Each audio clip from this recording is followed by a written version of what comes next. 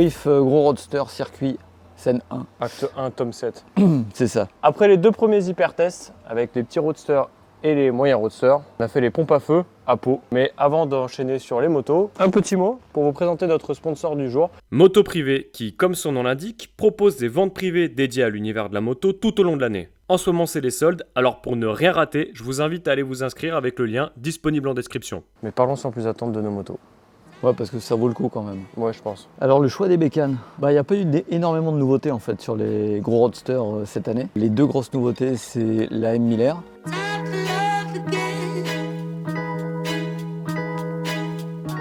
Et la Street Fighter V4 qui a évolué sur quand même pas mal de petits points, un petit peu à la manière de la Panigale l'année dernière. Je me suis amusé à additionner les puissances avec 4 motos, on est à 802 chevaux. Parce qu'on a pris une Brutal 1000 RR qui fait 200 chevaux aussi, qui n'est pas une moto... 208, c'est 208. Ouais. 208. Et on a pris celle qu'on considérait être la référence de cette catégorie-là, parce que d'autres, on va peut-être nous dire, il n'y a pas la Super Duke, il n'y a pas... Pour nous, la référence, c'est la Tonneau. Ouais, c'est la V4 Factory, voilà.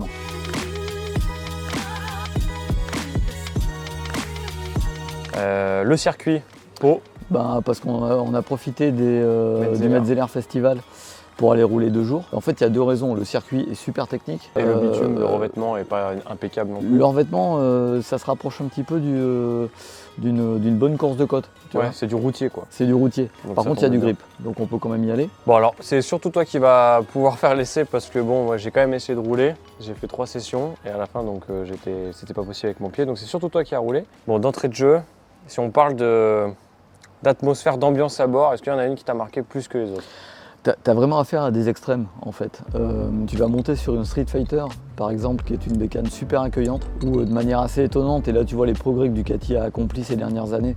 Le V4 est vachement onctueux, l'accueil à bord est nickel, tout est doux, tout est facile à configurer, et à l'opposé tu vas monter sur une Brutale et tu sais tout de suite pourquoi elle s'appelle Brutale. Je veux dire, il n'y a rien qui est doux dessus, quoi. Que ce soit le bruit du moteur, les bruits mécaniques, la manière dont tous les périphériques fonctionnent. Enfin, il faut faire attention un peu à tout ce que tu fais. À noter que c'est la seule qui avait des bracelets pas très radicaux parce que pas forcément très bas, où l'unité de fourche est assez haut. Mais bon, ça change quand même un peu. Alors ça se rapproche un peu plus d'un café racer, si tu veux, que d'un pur roadster. Après, il y a plein de trucs. On a quand même 2 clans vraiment différents. Tu as 2 V4, 1100 cm3 et 2 4 cylindres en ligne de 1000 cm3. Déjà, tu te doutes que le caractère mécanique va être différent, d'autant que le calage des 4 en ligne, c'est vraiment un calage normal, quoi. C'est pas un calage particulier. C'est pas un crossplane. Et comme c'est des 1000, forcément, ça va être un petit peu plus creux que les 1100. L'autre chose, c'est que sur les 4 motos, il y en a 3 qui ont quasiment le même équipement en matière de suspension et de freinage. Tu as du Stylema à l'avant, tu as du Öhlins avant-arrière avec une fourche Nix 30 à l'avant et un TTX à l'arrière. Le tout géré par électronique. Alors sur la BM, c'est une Marzocchi, je crois. Voilà, c'est-à-dire que les 3 italiennes sont comme ça, et BM c'est Marzo avant-arrière, et Nissin en freinage. En freinage.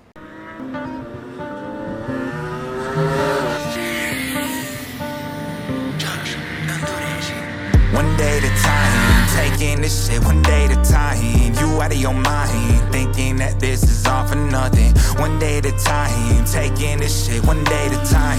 Came from behind, the underdog is far from done. Everything I said I do, head down and up my leverage. Learn my lesson, tightest circles, cleaned up who I mess with. One day at a time, taking this shit one day at a time. You out of your mind, thinking that this is all for. Look, I'm predicting my future by taking control of it now. When societal norms pressure my peers, I continued holding my ground. Laughable goals, envy hidden in advice that they give. That's just how it goes, I'm staying on go. Monopolize a set of skills and chance it whenever I roll. Never rolling over, only one in the backs of the women who get to know me on the surface. Deeper questions won't buy the time that she need with me. That shit is not up for purchase. I told my circle I jackpotted. Now I gotta set. Parce que chaque moto a une philosophie un petit peu différente, si tu veux. Ben, ça peut être un préambule d'ailleurs, peut-être moi je peux te donner mes premières impressions. À chaud, moi la BM elle m'a surpris par son côté hyper raide. Ouais. La MV c'est effectivement ce côté un peu rugueux de façon générale. La Tonneau je l'ai trouvé étonnamment sais pas, onctueuse. Ouais, c'est doux, le V4. Même le en V4. position, en suspension, je trouvais que tout était doux. Et la Ducat, ouais, souple aussi. On s'y attendait pas forcément. Avec une position vraiment relax. Hein. Ouais, bah, c'est presque même la plus relaxe, je trouve. C'est la plus relax, c'est aussi pour ça qu'en termes de position, sur circuit en tout cas, moi je préfère la Tuono. Toutes les 4 sont blindées d'électronique. Là aussi, l'électronique de la Brutal, clairement, il a quelques années de retard par rapport aux autres. Je dirais qu'en termes de performance, le meilleur c'est celui de la Ducat, ensuite celui de la BM, ensuite peut-être à égalité avec l'Aprilia, Ouais. et derrière vraiment la MV. Tu peux régler les mêmes choses, mais tu as moins de sensibilité, Ok, tu vois. à moins de degrés. Ouais, tu as moins de degrés. Et du coup, j'étais obligé quasiment, par exemple, de couper le contrôle de traction pour vraiment avoir des watts. Tu Ouais, vois, alors c'est- que toutes les autres, je trouve que pour ça, c'est incroyable de ça. Bah, en fait, ça les rend hyper accessibles, hein, toutes ces électroniques. Bon, bah maintenant, on va parler de moteur. Moi, il y a un truc qui m'a choqué, c'est l'allonge de la BM, le bruit de la tonneau, le côté sauvage de la Brutale. Et la Ducat, tu vois, c'est fou, j'ai même du mal à la situer. Bah, en fait, tu peux la mettre avec la BM côté allonge. À un bémol près, je trouve un petit peu limite. Il n'y a que sur les 2 derniers rapports que tu peux prendre le régime maxi.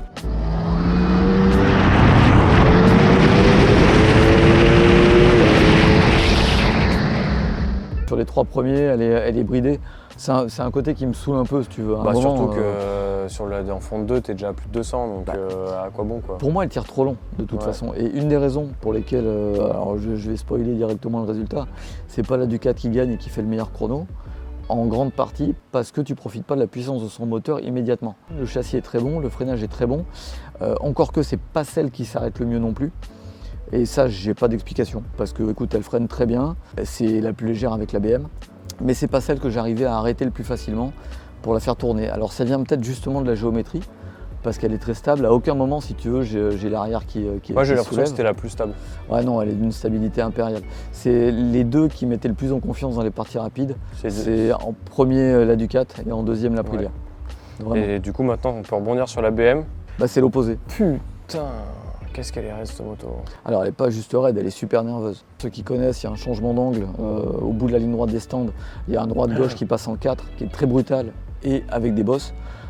C'était amorce de guidonnage assuré Systématique. systématiquement avec les réglages stock.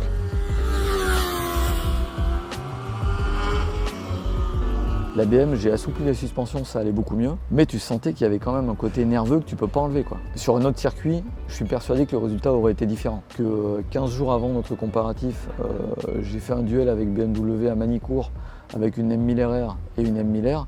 La M1000R m'a posé aucun problème. Et c'était quoi l'écart au chrono?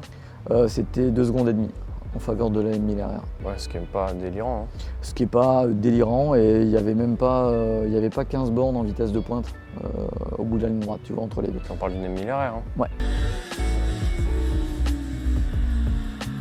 Bah, là, pour le coup, à Pau, on a fait tout ce qu'on a pu et c'était pas suffisant. Non. C'est pas suffisant, surtout pour s'aligner face à une Tuono qui est en partie cycle. Pour moi, du peu que j'ai vu, d'entrée de jeu, c'est celle sur laquelle j'étais le plus à l'aise et j'avais l'impression d'être le plus vite, quoi. Alors la Tuono, il y a plein de trucs. Le train avant. Le train avant, il est arrivé au sol. La position est parfaite. Et puis surtout, c'est à la fois celle avec laquelle tu fais ton chrono le plus facilement et avec laquelle tu le reproduis systématiquement. Ouais. Tu dis que c'est celle qui met le plus en confiance, qui permet d'être le plus régulier, Ouais. mais pour moi, c'est pas loin d'être celle qui offre le plus de sensations Sur ce circuit, de sur nouveau. ce circuit. Parce que je pense que sur un circuit plus rapide, eh ben, par rapport aux autres, tu trouverais qu'elle manque d'allonge. Ouais, tu vois. mais putain, le bruit du moteur, le si bruit t'as du du mal à moteur est l'oublier. Hein. Même vrai. ce côté racleur, les bonnes vibrations. J'ai trouvé que la démultiplication était super bien étudiée justement parce Ouais. que ça sortait très très bien des virages. Alors que typiquement la Ducat, elle pourrait te donner plus de puissance mais qu'elle te la Elle veut donne pas. pas. Et c'est un côté frustrant. Ouais, mais elle paraît quand même un poil moins agile, moi. Oui, et elle manque de garde au sol. Et pour finir, la MV, tu dis qu'elle a besoin d'un mode d'emploi pour fonctionner à égale performance des autres ou pas? Alors je pense au moins à égale performance, mais ça va requérir un niveau de pilotage supérieur. Ok. Et du coup, tu peux l'expliquer? Oui, parce que il faut défoncer la moto pour arriver à faire un chrono. Ok. Si tu veux, donc il faut rester haut dans les tours. Ouais, Quand la puissance arrive, elle arrive plus violemment qu'avec les autres. c'est vrai. L'électronique fonctionne moins bien. Par contre, pour moi, c'était le meilleur train avant et le meilleur freinage. Alors qu'en Ah ouais fait, c'est le même freinage que les autres. Mieux que la Tuono, tu Ouais. trouves? Ouais. Ah. J'ai arrivé à freiner plus tard avec elle à rentrer dans le virage avec du frein. Comme une sportive quoi. Comme une sportive, mais aussi à cause de la position. Le fait que tu as plus de retour d'info, que tu es plus sur l'avant, tu es plus à l'aise pour le charger et lui en demander un peu plus. Bon, et en termes de tarifs, parce que ça rentre quand même un peu dans l'addition. Bon, t'es assis. Vas-y. La Brutale RR, 36 000 €. Oui. Bon, il n'y a rien à ajouter, hein. Non. Elle a tout dessus. Par contre, tu as toutes les pièces en carbone, tu as tous les beaux trucs, il n'y a rien à dire. Mais malgré tous les beaux trucs, c'est au moins 1 à 2 générations antérieures en termes d'électronique. L'Aprilia, L'Aprilia, la moins chère. c'est la factory. Moins de 21 000 € avec l'option peinture blanche, comme on avait là, qui est très belle en plus. Ok. La Ducat, c'est La Ducat, c'est 26 000 et des poussières, donc 10 000 de moins que la MV Agusta. en S. En S, ouais, Putain, en V4 S. J'aurais pensé plus. Non, Ok, t'es à 26 000. D'accord. Comme tel 26. Tel quel 26. Et du coup, la BM l'a Alors la évoqué. BM, un peu grand écart, pareil avec les options. C'est-à-dire que d'origine, c'est 22 000, Et du coup, elle était à combien celle combien 28 000. 28 000. Ouais. Ah ouais, la MV Agusta, elle est vraiment beaucoup trop chère. Ah oui. Ouais, mais tu payes la marque, le positionnement premium. Je justifie pas, hein, j'explique. Pour finir, la Alors, conclusion. J'ai chrono vitesse maxi si ça t'intéresse. Je veux chrono vitesse maxi et après l'élu de ton cœur et je te donnerai la mienne. De la dernière à la première. La MV Brutale RR, 1,29,09, 214 km/h. Ensuite la BM, la M Miller, 1,28,78 et 218 km/h. Ok. Et sur un petit circuit comme ça, où quand même, c'est pas évident, tu C'est vois, pour ouais, c'est 4 pas- km/h d'écart, C'est beaucoup, hein, ouais. C'est beaucoup. Ensuite la Ducati. Là, je une- pense qu'on va changer de. Ouais, un petit peu. 1,28,28. Ah oui. Donc t'as 5 dixièmes de mieux. Là, ça commence à causer, tu vois. 218 km/h, même vitesse de pointe que la BM, même puissance d'ailleurs sur le papier, Ouais. quasiment même poids. Il y a une vraie logique, tu vois, pour le Ouais. coup. Parce qu'en termes de rapport poids-puissance et d'efficacité, tu l'as.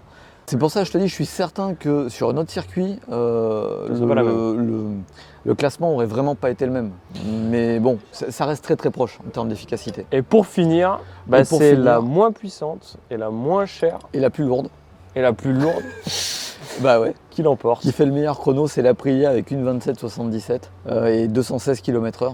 Et encore le 216, je ne l'ai pas fait à tous les tours. Et pour le coup, c'est aussi l'élu de mon cœur, personnellement. C'est celle que j'ai préférée. Si je devais repartir avec une, et franchement, si c'était moi qui la payais, clairement, je prendrais l'Aprilia.